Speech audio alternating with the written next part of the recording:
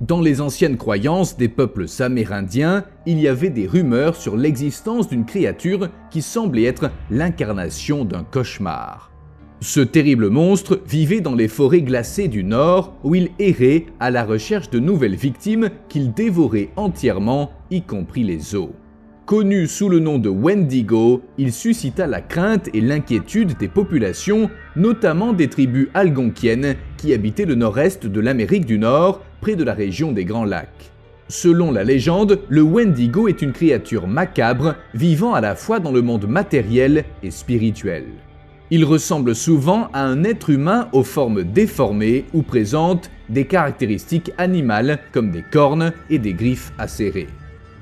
Comme si son apparence n'était pas assez effrayante, le Wendigo pouvait également prendre une forme spirituelle et posséder le corps d'une autre personne, la poussant à se comporter de manière violente et cruelle.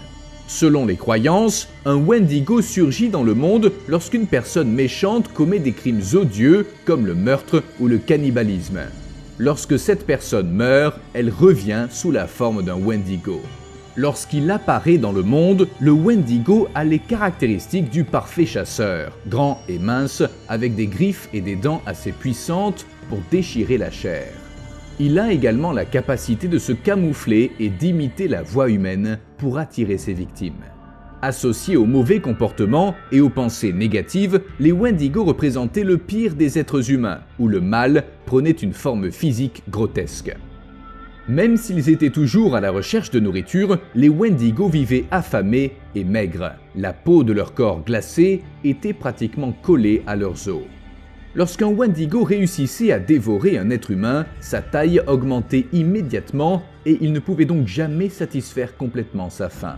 Les Wendigo représentaient donc aussi les mois d'hiver difficiles. Pour de nombreux peuples anciens, ils apportaient la faim et le froid, ce qui poussait souvent les gens au désespoir et au cannibalisme pour survivre dans les villages. La croyance au Wendigo a même donné son nom à un terme médical, psychose du Wendigo, un syndrome où une personne ressent un désir incontrôlable de manger de la chair humaine. Bien qu'il s'agisse d'une légende effrayante, c'était un avertissement pour les gens de ne pas cultiver la cupidité et de contrôler les pulsions violentes. Sinon, ils seraient les premières victimes du Wendigo.